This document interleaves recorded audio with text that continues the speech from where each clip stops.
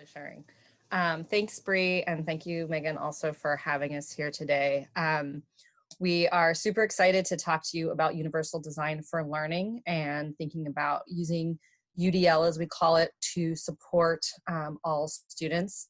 And we do everything that Bree already said, but definitely use the chat. It's a great way for us to get feedback or stop and answer questions and things. And in 1 second, the slides in PDF form will be dropped in the chat if you want to have them to follow along or for later. And let's see if I can advance. There we go. So we've already been introduced. I'm not actually going to stop and introduce this again, but if you want to remember what we look like in really beautiful and glamorous headshots, here we are. We're all from Olin College of Engineering, and we've been doing this work together in various forms for a while, and we're excited to share it with you today. Okay. So our hope for today is to give you a quick overview of some basic principles of UDL, and really thinking of this as kind of the appetizer, and so you can come back and enjoy it and savor it later. So hopefully use the slides. There's a number of hidden slides that we left in there, but we won't take the time to go through. And we'll be sharing a framework with you that from CAST, which we'll talk about in a second. And that has a huge wealth of resources that we hope you will peruse at your leisure. We'll also talk about a case study from discrete math that I think will help you link to some of the principles of UDL we'll be talking about. And our goal is that you leave feeling empowered to take similar actions in your own courses, curricula, etc. And so to do that, part of what we'll do is have this be a little bit interactive, such that you can think about redesigning or changing or adding to a course or a curricular element that you're working on. So we'll have a little worksheet that you can work on throughout this and afterwards. One disclaimer is, while we're trying to adhere to good UDL and good pedagogical practices, we have an hour to talk about a lot of things, so we're going to go really, really fast, and that's why we're emphasizing to come back to this material as much as you want and use it as a resource, but a warning that we'll be going pretty quickly. Hi, everybody. So we're going to be throwing around terms. You've already heard UDL. And just to be clear, UDL is a framework to improve and optimize teaching and learning for all people based on scientific insights into how humans learn. And we're also throwing around the word CAST for you to understand that this is a nonprofit organization based in Massachusetts that does educational research and development. And they have produced so much information about UDL, and their primary mission is to reduce barriers to learning. So we strongly encourage you to look at the CAST information. We're gonna reference it frequently, and we want you to kind of have that understanding as we go through. So to start off, we just want to give you a very broad overview that CAST uses a three-pronged framework, as you can see in the 3 boxes illustrated here. Really, they're trying to break down the why, the what, and the how of learning when you are looking at trying to implement UDL into your design. And Alicia, next slide. And this, oh, back up a little bit there. One more next. There we go. Perfect. This slide's kind of hard to see on the slide. So what I'm going to do is in the chat, I'm going to send you a link to get to the CAST website and to see this table in more detail. I would encourage you to put this up kind of next to you as we're talking, and you can kind of reference it frequently. Just as a quick description, this is a more full table with some more details. And, you'll see the top again, those 3 pillars of engagement, representation, and action and expression. And along the left side of it, also, you'll see each thing is organized under access, build, and internalize categories. The areas within each of the boxes are showing you kind of what both the design goals and success simultaneously will look like. And this sounds very confusing right now, but I guess the end message here is to really take some time with this table, take some time with this material, because there's a lot of layers and information and guidance that can be found in each of these things. For this presentation, we're going to be focusing on multiple means of engagement, that first pillar, and then the third pillar, action and multiple means of action and expression.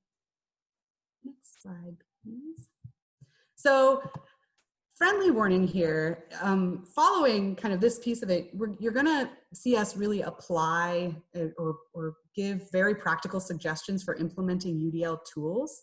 But one of the major pitfalls of UDL is that we can really over-focus on implementation and kind of a checklist mentality. Like, if I do this, I am now doing UDL in the classroom.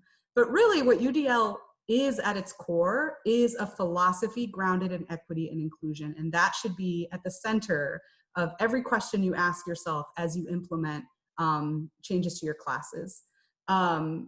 So the goal is always to challenge and support students. And one way that you can kind of embrace this philosophy is in recognizing that to create an equitable and inclusive environment, you have to be constantly aware of the changes that you are undergoing yourself as an instructor, and that your course is undergoing with your class, with the students in the class, with the environment that they're in, and all of those kinds of dynamic pieces that are constantly changing in order to kind of maintain that philosophy of UDL. Reassessing constantly and iterating upon your course design to meet the changing needs of your class is a really important piece of that, embracing the philosophy of UDL, if that kind of makes sense. I encourage all of you to look into a little bit the history of UDL, so you can see just how revolutionary this whole concept is in terms of where it comes from. So getting kind of more specific here, the first bit of this is in the different areas of engagement. And again, this is kind of looking at the access points. So in this kind of area, you're going to see that we have, in order to access engagement, you recruit interest. In order to build around engagement, you sustain effort and persistence. And in order to internalize engagement, you see and build options for self-regulation. And you'll see in this slide that there are arrows pointing to different subtopics. Those subtopics are going to be discussed in the case study specifically. And we're going to get even more specific here in a second. So let's look at an example here. To recruit interest for engagement, the emphasis is on increasing student autonomy and topic relevance, and also minimizing threats or distractions to their learning. So for example, if you assign a course project in your class, where typically all of the students give an oral presentation taken from a list of options you provide, a UDL expansion may include giving the students the choice of medium to present their work to you, or asking the students to connect your course to a real world issue in their community so that the topic is of personal relevance and investment. And it acknowledges the diversity of your classroom. Another thing as we move forward, you'll see that the great part of this is that this doesn't have to mean, pulling UDL and this philosophy into your class does not have to mean giant sweeping changes to your class design. It can also mean small tweaks that just account and take into consideration the wider population of students in your classroom. So in the build kind of piece of this, to sustain effort for persistence, for engagement, as you build or design, the emphasis here is on improving clarity as you personalize goals, objectives, and feedback in your class. So part of this is an important part of this is to respond actively as you kind of design your class with resources to maintain this challenging learning environment. Also, an important piece of this is to work to improve class culture and cohesion through collaboration. So for example, a very practical example is if you have a group project in your class where normally all of the students just work together for a deliverable, a UDL expansion may incorporate more team bonding as part of the learning experience, not just like a happy symptom of a good teaming experience. Or you could also ask the students to explicitly examine their collaboration experience as part of their final deliverable. That personalizes the experience. It's more likely to keep students engaged throughout the creation process. And it gives them some agency in ownership in how they have built their collaboration. One of the subpoints in this area is that talking about mastery-oriented feedback, and we're going to talk a lot about that later in the case study. So finally, in the internalization kind of piece of engagement, we want to incorporate opportunities for students to practice self-regulation. Self-regulation in learning refers to the process of being able to evaluate, act upon, and adjust one's own behavior as you're learning. So in this kind of area, we really want to focus on promoting beliefs that lead to motivation, coping strategies, and reflection opportunities. We're hearing a lot more frequently from instructors that they're looking for ways to increase executive functioning skills like time management, organization, motivation, emotional responses to disappointment is a big one. And as self-regulation improves, then executive functioning improves, and the two interact very closely. So, for example, in this situation, let's say for your final grades, you use a formula that computes grades automatically. In a UDL expansion, you might ask students to reflect upon their learning over the course or highlight a favorite assignment that they've had or an experience that they had in the class.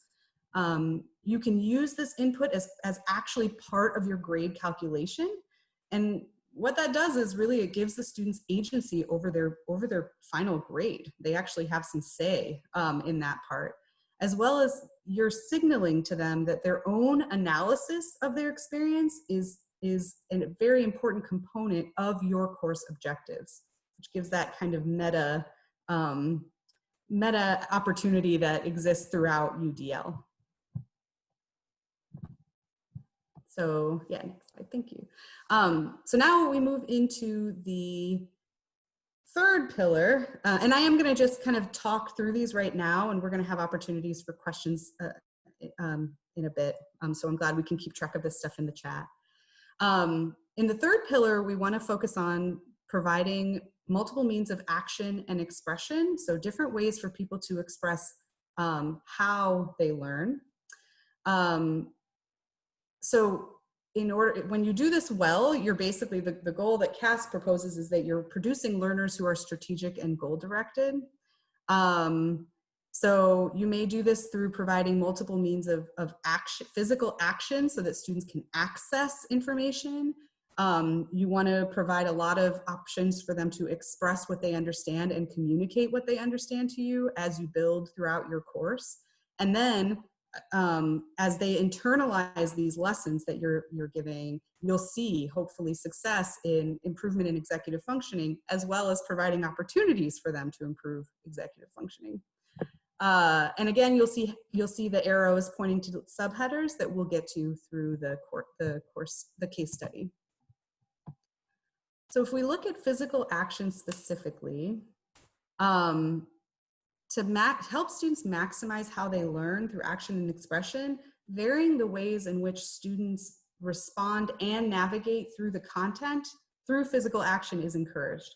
For example, if you incorporate small group discussions in your class where all of the students sit at a table and discuss from a list of options you provide, a UDL expansion may include giving the students the choice to move around, stand at a table, play with a fidget toy in case that promotes learning.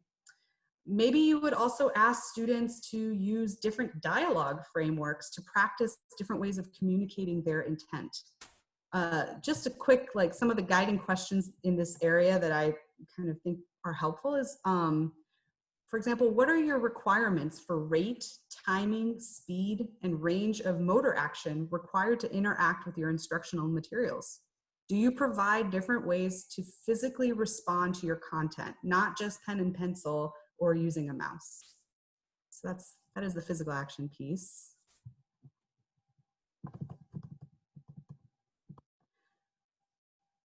The next piece of this is in expression and communication. So this really is about providing multiple modalities for students to express their learning, which impacts students with different levels of mastery and access. It also increases their ability to convey whatever their content understanding is to you. So what's great about this particular area that made me think about this is that when you're designing with UDL in mind, as you kind of keep this in your mind, you have to really engage deeply with what your course expectations are and what the most salient and critical pieces of what you're hoping the students will learn from your course are. So some questions you can ask yourself in this area is, how do you ask students to deliver their understanding to you? Are students aware of a variety of tools that might assist them in delivering their understanding to you? Do you provide different ways to model understanding of your material? Do you have a rubric for graduated learning or something to illustrate a differentiated understanding? So if you use papers in your class, and primarily the materials you have that students can utilize are computers or other paper sources. Instead, depending on what your learning goals are, perhaps providing an option for an oral or performative equivalent to the paper, if that would give you what you need. Maybe providing a differentiated rubric for paper quality so that they see kind of really clearly what you're looking for. Also giving them the chance to provide revisions and feedback and reflection on their own kind of performance in the paper. It's also really interesting to think about ways for students to track their progress as they write, which is a very meta activity as well. Which brings us to our final kind of area to probe a little bit, is the executive functioning area. So when you kind of work in this with UDL, you're really trying to help students guide appropriate goal setting, supporting them in how they plan their participation in your class and manage the information that they receive, and encouraging them to monitor their own progress. These are all focus areas of executive functioning in UDL. So much of this really is achieved by introducing opportunities for students to reflect upon their learning. For example, if small groups are a part of your course design, where normally students use materials for whatever activity you have planned, consider providing written and verbal goals, materials lists, deadlines, or showing them models of previous work done at different levels and offering the chance to critique and analyze those models. This area, if you haven't already picked up on this throughout all of this, it's a very meta kind of practice. It really asks you to think about your thinking, because it invites you to incorporate UDL by building in ways for students to reflect upon their own learning process. Sarah's going to get much more specific about how this worked in her course design. And just a very quick, some of the guiding questions that might help you lead to a UDL expansion here would be, do students understand your intended goal for the topic? Are you expecting them to set their own goals, and how? Do you embed opportunities for them to explain their planning or track their progress through your activity? Is it possible for a student to organize your activity or course graphically or visually? Do you provide guidance or prompts in helping them stay organized? And do you embed opportunities for them to reflect and iterate upon their own goals and learning practices? So there's just a couple of kind of things to get you started. And we're going to kind of move now into some more practical work for you. Thank you. All right, so in just a moment, or already, there will be a link to a PDF. And if you download it in a PDF viewing program, it should be fillable, or you can just take notes. Dear colleagues, can you pop that in the chat? There we go. Sweet. So I'll give you a second. Actually, I'm going to talk at you briefly while you do that. In sort of popcorn or Mad Lib style, we're going to ask you not to spend too much time, but start by thinking about what. Pick an aspect of a course, an assignment, I mean, it could be all the way up to a whole pedagogy, but ideally pick an assignment or a particular material that you use that you think might be amenable off the top of your head to redesigning in order to support and challenge a wider range of students. So this could be like a homework assignment. And we'll do work with this later, but just pick something. I'm gonna keep talking for a second, but we can come back to these. And these are all on the worksheet. As you start to think about that assignment or course or curricular element, think about, you might have something in mind that's not going well, especially in terms of supporting all students. So think about what success would look like and try to sort of imagine what this looks like when it is more equitable for more students. So what are your goals and who are you hoping to better support?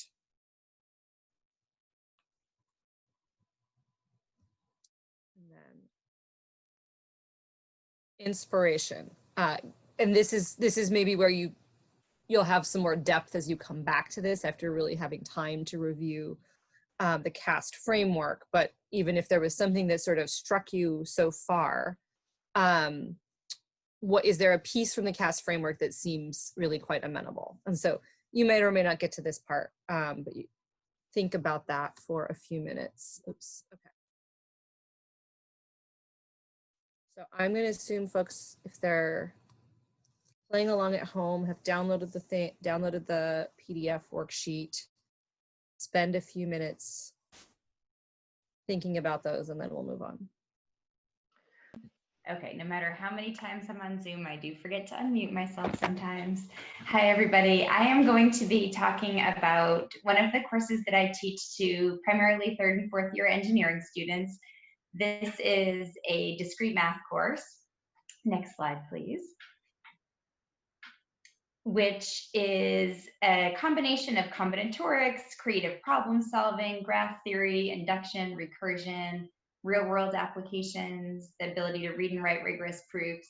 And it is a course that is required for certain majors at Olin. So I do have some prerequisite pressure. There are some topics I have to cover for downstream courses.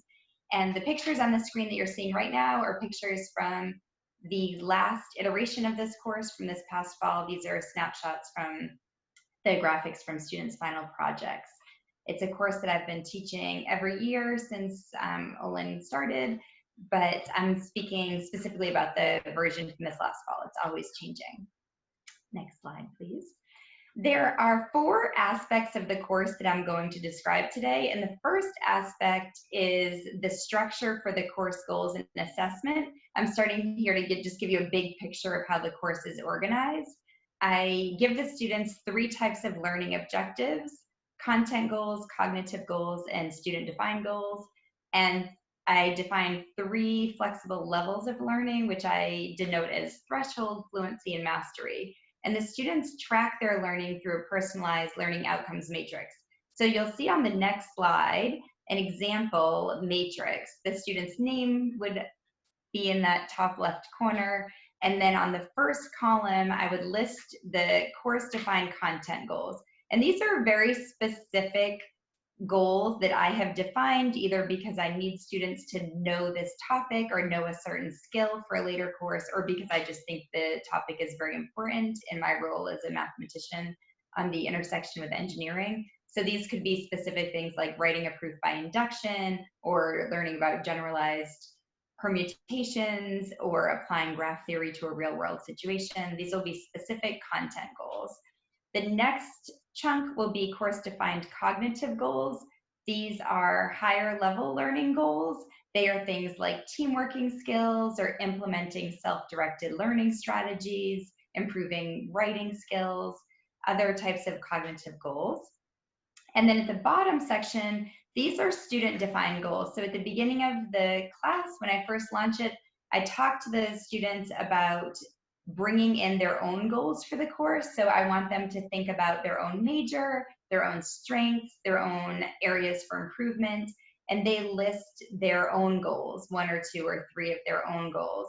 And these have varied widely, anything from a very specific topic related to my course, like the RSA crypto system, to speaking up more in team meetings, to learning specific technical writing software. So these have been a place for students to personalize the learning a bit in the course.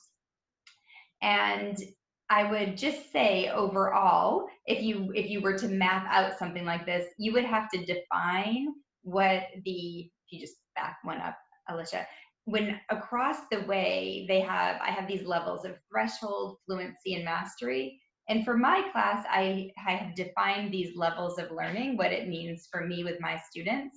And the thing, if you wanted to do something like this, that would be important is to consider your own context. What would it mean for someone to have threshold learning in this area? What would they be able to do? And where might they find opportunities to demonstrate their learning or gain their learning at that level? And then in the last column, I ask them, is this a mastery goal for you? Because I can't have one student become, mastery level at every content goal, every cognitive goal, and every self-defined learning goal. It would just simply be too much for one person to do in a course. So I define my entire rubric for the course based on these levels, thinking, okay, I need them to have threshold knowledge in the vast majority, maybe even all of the different areas. And then I might want them to have fluency, which is a greater level of ability to work with these goals and learning objectives. But you might only pick a couple for mastery. And this gives students a chance to really think, do I want to get really good at this? Do I want to really put my effort here? Do I really need to improve here? And so the students can map that out for themselves. And now my colleagues will talk a little bit about how this overall setup for my course maps to UDL principles.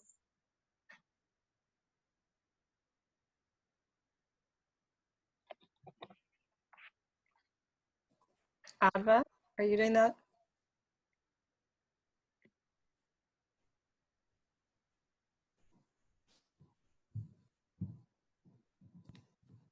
I'll do it on the fly because I'm not sure what's going on and I can't see Adva on my screen right now. So we're just pulling here some of the examples from the CAST guidelines that Adva talked about earlier. And as we went through Sarah's course, we pulled out some of the specifics that, that this work, the goals and assessment framework, really hit upon. So optimizing individual choice and autonomy, heightened salience of goals and objectives. I'm actually not going to read through this because you can see, but as you come back to these slides, we've built these pieces in to let you kind of try to use the case study as a way to really see how we are linking to the UDL principles. Let's go. The next aspect of my course that I want to describe for you is how I structure scaffolding my students' learning from that threshold level up through the mastery level. And for the sake of time, I won't go through all of the types of assignments in detail, but I'm happy to answer any questions on them a bit later. But what I wanted to make the point of is that I'm always trying to connect the goals for my course to the activities that I give in the course. And so if I'm specifically hoping that students can progress in their learning, I need to provide them multiple different ways to help them along that progression. So I have pre-class work that they do before every class meeting. I have in-class work that they do within every class meeting, and then post-class work that they do after every class. And there are lots of different types of assignments that get at the different transition points. One of the things that was in the chat, somebody asked about, if students are having choice of problems, how do you make sure that they're all meeting the goals of the course? And as one example, for my big culminating assignments, I call them individual deep dives. These would be a replacement for tests, I think, in a more traditional setting. They are long stories with problems woven into them, and students can choose a path through these assignments that best challenges them. So I actually label sometimes and sometimes not, because there are pros and cons. In some situations, depending on where we are in the course and what we have built up as a community, I will label the problems as to kind of where they are on the spectrum so students can really focus on where they need to be. And last semester with this system, I had around 70 students, and I had around 2 students who, in my opinion, gamed the system. So they took an easier path through than they could have. They probably should have focused on, maybe just 3 mastery level problems and instead did, 10 easier problems. And I think 2 out of, 70 is not a bad outcome, because the majority of the students were able to get a better experience than they would have if I had just made everyone do the same 8 problems. So I think about what they need to pass the course and then what they need if they're really trying to push and gain mastery in a certain area. So there are a lot of different assignments. It seems a little bit complicated and clunky because there are all of these different assignments, and this doesn't even talk about the projects in my course. But I have one calendar that I created with student input, so it's really good because the students who had taken my course helped me design the calendar. So everything is very accessible for students to know exactly what they need to be doing at any time. The other thing I wanted to mention, though, that I think is more important than how I build these exact assignments is the reflection and feedback process. So I have a revisit policy on any assignment. A student, if they make a mistake in their math problem, they get back a solution, which depending on the assignment, it would either be a peer written solution or a solution that I have written. And the student is asked to revisit, which does not mean to redo the problem, but it means to look at the solution, look at their attempt, and explain to me what they did, like why what they did didn't work, and what they've learned from this situation and what they need to remember going forward. So I'm really trying to have this feedback process that they actually learn from and really take the time to reflect on what went wrong. And then on certain assignments like the group homework, every week I ask them to state a goal as a team for that assignment. And then when they get back that group homework, which by the way, thanks to my amazing course assistants, is normally the same exact period that they turn it in, they take a minute with themselves and they reflect, like, how did we do on that goal? And then they make their next goal for the next week. So this just gives you a sense of how I'm scaffolding, like thinking about different assignments to get at different pieces to move them along the learning spectrum, and how I'm getting them to reflect on their learning in order to really learn from any mistakes or misconceptions. And now my colleagues will map this to the UDL framework. So you saw that, Sarah does these amazing kind of acrobatics in her class, but it ends up actually hitting many, many, many different pieces of this UDL structure. One, for example, I won't talk about each of them, but for example, you could see, and I know it gets to some of the questions that people had about how do you get people to kind of self-regulate and understand how to do this in a kind of an equitable way. So, built right into Sarah's design, there were a lot of opportunities to for students to watch their own planning of how they're going to tackle the assignment, and providing very quick feedback, which is also an important piece of this, so that they can consistently monitor their progress as they go, which, as they're doing it, improves their executive functioning. Hopefully that isn't completely incoherent, but it definitely is working for kind of a UDL, with a UDL practice in mind. And it builds in an equitable way for students to kind of practice these skills. Okay, the third aspect that I just wanted to briefly talk about was the emphasis on cognitive goals. I've already mentioned that I have them on that personalized learning matrix, but I just wanted to explain why I personally try to distinguish the cognitive goals from content goals and why I highlight them. I want the students to be able to connect their learning in my class, the specific math class, to more general learning objectives outside the math class.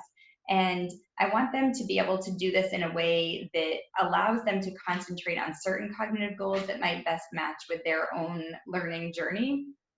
And I also want to help them understand that they're making these big cognitive leaps because otherwise, if I didn't talk about it, they might not notice it. The math class is a very, very difficult math class. So they're so focused on the math that I think if I didn't talk to them about the better teamwork they're doing and the better cognitive flexibility that they're gaining and the writing that they're getting, I don't know if they would notice it as much because they'd be so focused on the math. So I'm trying to spread their attention around a bit, not just to keep it so focused just on the math.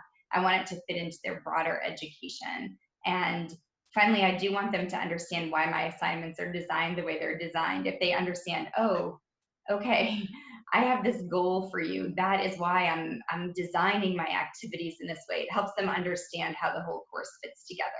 And just in the sake of leaving you more time, I can see a lot of questions coming up in the chat.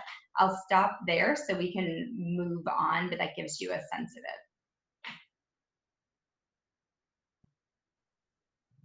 it. In this case, you know, with Sarah, setting up and distinguishing cognitive goals. So not just building it in, but setting it apart and distinguishing them. They are a built-in mechanism for the students to evaluate one's work in a greater context. It just immediately brings to light aspects of the learning process that may otherwise get lost in the vast landscape of experiencing a class. So it's providing a meta moment for students that you have literally built right into your course design. I'm going to pause this really quick and ask Sarah a question before it gets lost. There was a question in the chat for those who've implemented a lot of the UDL framework. Did you see an increase in grading time and or a lot of prep work on your part? And I feel like you can speak to that, Sarah. Sure. Well, this is, you know, for me, it's a complicated question to answer because I would have to explain to you how I assess everything, which is very complicated to get into. But I have this whole coding system that has different letters mapped to different feedback. So, you know, an E is excellent, a VG is very, or a VM is very good, but there's a small math mistake. A VC is very good, but the communication is lacking. And so on. I have different codes that mean different things. And so setting up that system took a lot of time, and it took 3 years of iteration. And the students still make fun of it a little bit. I just finished my 3rd year on it because it is sort of ridiculous, like all of these codes. And then sometimes I make up a new code. I graded that last night. I need a new code. This is what an M means. They're like, why M? Like, I'm running out of letters. I don't know. So my grading, figuring out that system took a lot of time, but now it's actually very, very fast for me to grade. And it's very fast for my course assistants to grade because they're not debating like, I used to have a 1 to 6, like is that a 4 or 5, or, you know, is this a 92 or 97 if you're grading on a normal scale, because you just know what the codes mean. And so you write it down. So it's very, very fast. It's why my students can turn around the papers in one class session, which my students love. It's really, really helpful for them. So I think that this system, I can't talk about, you know, I'd have to explain sort of my whole assessment system along with all of this tracking. But I don't think it takes more time, and it is more meaningful. I started doing the new assessment because I got, you know, after 15 years of teaching with, you know, kind of a 1 to 6 scale, a student would get a 5, and I would have written a paragraph inside the paper, you know, really explaining some nuance, and they wouldn't even read it. Like, I'd see them get it and just, oh, good, I got a 5. And I was crushed. You know, for 15 years. I don't know why it took me so long to figure out how to improve it. But now with the code, they kind of look at the code and then they have to do the revisit, or they don't have to do the revisit, but if they, you know, it does help their grade if they do the revisit, and most people want to learn, so they do the revisit. So it's an entire system, and I think that I would take like another hour to talk about that. But I think once it's up, it's not longer. And when there's some questions about scale that are coming up, and one thing I want to say is like, these are specific examples that have worked really well for Sarah. And I think you didn't mention this, but Sarah didn't actually design this course with UDL in mind. But as we talked to her, we realized it had some really great synergy and perfect examples of UDL. But these are just examples. You don't necessarily have to do these exact things. It's really about starting with the universal design lens and framework and thinking about what's going to work for your particular student body, what's going to work for your particular context. If you have 1,000 students, you might be doing something different, and that's totally fine. Yes, and I'm not, by the way, I'll look through when you're all working on your worksheet, I'll look through the chat more. I can't do it all at once, but I did see one about scale, and I was thinking Adva, what Adva actually typed in. I come at teaching from a lens of I'm trusting my students to want to learn, and I'm going to set it up for that.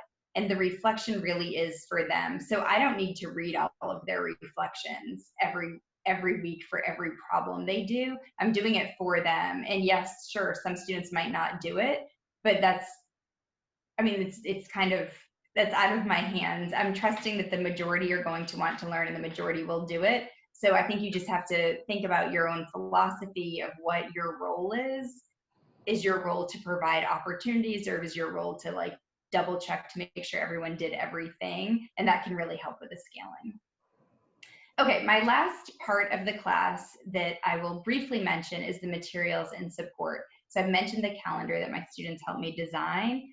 And I think this is important that if you do have a course with a lot of moving parts, with a UDL lens on, you need to make it very easy and very accessible for the students. So the calendar has every possible thing that my students could ever need. It's all in one spot, very well organized. I also have paper copies of in-class assignments on the desks laid out neatly, like it's, you know, it's kind of set for a party when my students walk into my class. I have different types of instruction, different types of instructor solutions, different types of peer solutions. So there are a lot of ways that I'm trying to give support with multiple angles so that a student has a lot of different ways that they can engage with the course and engage with particular topics in the course. So I will leave it to that for the materials and support. These do map to UDL principles, but I think we will let you kind of go back and look at that. And the last thing that I'll mention on the next slide, as Alicia just mentioned, I didn't design this class originally with UDL principles, but and the reason that I'm admitting that is that I think it might be helpful for someone who wants to reach more students, wants to support more students, and maybe hasn't heard the UDL framework, and this might feel intimidating, but a lot of the UDL principles actually overlap with other effective teaching practices. So a lot of us at Olin think about motivation of our students quite a bit, and intrinsic motivation in particular requires that you engender senses of autonomy and competence and relatedness in your students. And so a lot of my course was designed with intrinsic motivation in mind. And it turns out that that maps very well to UDL. That's in one of the CAST frameworks. And similarly, there are other pedagogical techniques that I had in mind when I designed my course that just happen to map very well to UDL. So I want people to know you don't have to go learn this entire new pedagogical framework. If you've been kind of looking at other pedagogical frameworks, chances are they will meld well together. Again, it's what Adva said at the beginning. It really is a mindset. If you're just thinking, what can I do to reach all of my students, no matter what their background is, that's the important thing. So this, I think, will let us get back to the worksheet. You can click on that link, or I will paste it again in the chat. And as Alicia walks you through the worksheet, we will try to look at questions in the chat as well. Totally. So at this point, this is sort of answering questions and finishing the worksheet is the bulk of what we have left in our 11 minutes. And so feel free to revisit your goals, what goals and inspiration from part 1, and then move on to the rest of the worksheet. The first question is how. So really start thinking about what do you want to do? How do you want to get there? Start sketching out a preliminary plan, and we're happy to chat about that if you have ideas. The next question to reflect on is effect. So what do you think the consequences of this approach will be? And also, what do you need? What kind of institutional or course, for your specific institutional or course context, what are the things you need to worry about? Not worry about, but what do you need to consider? What are sort of resources, constraints, etc.? And then right. So think about those, and then I'll let Sarah get to that to the end. So spend some time thinking about those, and we'll answer any questions that we haven't answered in the chat. So not to cut in, but you can ask a question out loud if you would like to. You don't just have to put your question in the chat box. So that's awesome. Yes, please. yeah. I So was yeah. just Sorry. sort of trying to decide when we should switch over to some of that. Oh yeah, you could do it whenever you want to, but yeah, it would be nice to, like, I think Scott just asked a question. Yeah, sorry. So I was just asking whether it would fit in UDL and having the students choose which components they're doing if you had like a group assignment and you said that each student, like within the group of 4 students, that they need to contribute to 2 parts of it and then understand but not necessarily fully contribute to the third and kind of self-report that. So I've done something like that. I just don't know if that, like modifying that, kind of fits into this framework or not. I guess my response to that would be a return to like why you set up the assignment that way, and kind of asking yourself the question of how does that help them to demonstrate their understanding of the content to you? You know, is that the only way that they can demonstrate their understanding of it? I guess that I would just respond with a return question to you, because the answer very well may be that the way you structure it already is actually very much aligned with promoting kind of an equitable way of evaluating someone's understanding. Or it may be that you could take a look at it again and say, why do I do it this way? And who is more likely to respond well to this structure that I've set up, and who might struggle with it? And even that then opens up a whole series of other questions, like why would they struggle with it? What materials do they need in order to do this sort of activity? I guess I was asking, so yes, I agree with all of that. But in the set, assuming that it's set up the same way, whether there's a difference of students within a group and kind of as a group deciding which of these assignments that are deemed to be important. So relating it to the example that was given of you can do the mastery level, or these 2 other levels, and you get to pick which ones you want.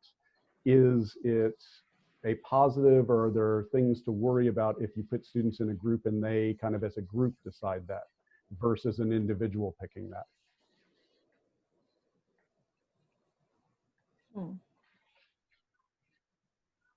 That is such a good question. My initial reaction to it, and please, Alicia, Sarah, or anyone else here who has some experience with this, my initial reaction to that is use that concern that you have literally in the design of the activity. So ask the students if it was problematic for them as they were figuring out which areas to use and why. I mean, explore that together. I don't know if that's oversimplifying anything, but it's a really interesting way for them to watch their own struggle as they determine what level to go to and why. That could even really bring to light some really interesting questions about class dynamics and relationships between students as well. I don't know. I'll just add, we have one course that all of our students take at Olin that over the years, the teaching team discovered that women students tended to take on certain team roles, more administrative, scheduling the meetings, taking the notes, and the male identified students were historically doing more of like going into the machine shop and making the pieces for the team and things like that. And so what the teaching team started doing was showing the data to the students and saying, last year, here's what this looked like. We noticed that there were some gender lines, and I'm not sure if they looked at other demographics. And just by bringing that to light and saying, so we want you to make sure you don't fall into these stereotypes or these traps. We want you to be really aware that you should be thinking about what do you want to get better at, and not just default to, something that might feel comfortable. And we also really specifically in group work, a lot of faculty at Olin will distinguish between this is a group and your goal is to learn something, or this is a group and your goal is to perform at something. So we kind of have this axis, and you're always trying to learn something. But in some courses, it is really important that you create an amazing final product. There might be an external consumer for this product. And then you do want the person who's best at coding to be doing the coding, and the person who's best in the shop to be machining the parts. But in other cases, we're saying we want you to learn. We don't really care what the final product looks like. We want to see how much you learn. And in that situation, you're asking people, please identify what you need to learn the most, and that's what you need to do. And in situations like that, I might grade and say, a certain percent of your grade will be the final project, but maybe an equal percent is going to be how much each person on the team learned. And so that, that might be harder in a 1,000-person class. But there are just other ways to think about, to kind of think about the whole system of it. I wouldn't just say, team, figure it out. I would say, team, here's a scaffolded exercise to help you figure it out. Student A, what do you want to improve at in this? Student B, what do you want to improve? Make them have a conversation so it doesn't default in any non-equitable ways. And one of the things that can lead to, especially if you sort of link assessment to it, is that the whole team is then responsible for everyone else's learning outcomes. So you actually can push the envelope towards, our goal is actually to make sure that everyone, or the people who wanted to get better at coding do get better at coding, and not just the person who already can code goes over there and codes. And so you can really shift the dynamic and again, sort of get into some of the equity and not kind of widen the gaps within teamwork. I realize we're almost out of time. I want to get to the Mad Lib because it makes Sarah really happy. Whenever we do a workshop like this, sometimes I think we should have just had Q&A for the entire time instead of delivering any content at all. But, and I know that we're out of time, and I know that everyone is very busy with their COVID lives. But the last part of this worksheet is my favorite. I love Mad Libs. I use these a lot when I'm working with a group of students or faculty. And we hope that you will take a little time. We know this was very rushed, but you can look back over the slides, look through the CAST framework that we linked to, and think about this and try to fill this in. The thing that I love about this is it will pull everything together for you and give you a very neat and tidy way to, kind of condense everything that you're thinking about. But the last sentence, I think, is just the most important, that we would love it if everyone would just take a moment, today or within the next week, when you have time, to give it a little bit of thought. The whole point, as Adva mentioned, is to have an equity lens and to be thinking about how you can best support all students, no matter where they're coming from, no matter what challenges they might have, and including what gifts they might have, that we ask you to think about. In summary, as I strive to challenge and support all students, I pledge to. And we think that if you could each fill in that blank, that we will really impact a lot of students in really positive ways, and it's a ripple effect. And so we would love it if you would take a pledge to challenge and support all students in some way in your next year of teaching. Thank you all so much for taking the time to share with us your knowledge on UDL. I know I appreciate you coming today. I posted it in the chat, but it got buried. Sarah, would you be willing to share your revisit policy? Oh, yes. Prompts? Sure. Yes. I was actually scrolling up because I was thinking, I thought someone asked me to share something, and that's why I wrote just more generally, email us if you have any follow-up. Yes, it is very simple, and I'm happy to, if you email me, it's on the end of the slide, sarah.adams@olin.edu. I can email it to you. I might be able to, I'm actually on my husband's computer, so I can't easily get into my course information.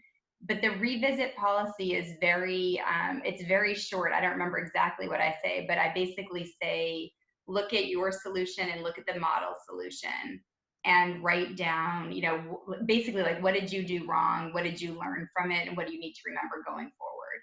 And the students can do this. This is mostly, in terms of the number of times they would do this, is in a group homework situation. And the students do not all have to, no one has to do it, right? I mean, I give people opportunities and they can do it or not. But this is even more optional. So the students within the group a lot of times what I see is students work in groups of 3, but maybe only 2 or maybe even only 1 will deal with the revisit. And I do track it. So my grade book is very large, and it has codes for, you know, if you submitted it but it was unacceptable and then you revisited it and it was acceptable, it's like another letter. So for every problem my students do, they have, you know, 1 or 2 or 3 codes next to it, so I can like glance through and see what they're doing. And I do look like, oh wow, they did a lot of revisits. Like that shows me they care about their learning. It shows me that they're putting in a lot of effort. It shows me they're really engaged. So I do look at that, and they know that I look at that. And I do think it then helps their learning. So the policy itself is very short. I'm happy to email it. I just can't like copy and paste into the chat because I'm on the wrong computer. Okay, thank you. I will send you an email. That'd be great. I will reply. I see a question from Susan. Oh, well, I was trying to unmute myself. Yeah, sure. How many goals decided- do I put in? You know what? I should be on my own computer and I'd be able to tell you exactly. But I feel like for that class, for cognitive goals, I probably have around 10 or 12. It's actually a lot, but some of them are very granular, but like I just need to track all of it because some of it's like they have to know this for the next class. And then for cognitive goals, I think I have about 5 for this class. And then for the student defined goals, it varies, but it's usually on the order of 1 or 2. You know, there are some students who have like 7, but it's very, very rare. It's usually 1, you know, so. I'm actually impressed that you could get it down to 10 for a discrete math class. That's Yeah, I mean, well, their content, and I go through, you know, I mean, how I sort of look at, well, what do I teach? Okay, I teach, you know, permutations and combinations, generalized permutations and combinations, induction, you know, like proofs by weak induction, proofs by strong induction. You know, like when you look at it, there's actually not that many like topic headings. And Okay. when I separate out the cognitive goals gets at like the critical thinking skills. You know, can you take 4 different topics and apply them in a new way? That is down in the cognitive goals section. You know, can you write rigorously about mathematics? That's in the cognitive section. So, so yeah, it actually, it works out like around that. Okay. Okay, cool. Thanks. You're welcome. Glad I stuck around because I wanted to ask that earlier and then I had forgotten because there's been so much more. Anyway, thank you all so much for being here. Yeah, thank you for coming. Thanks, Susan.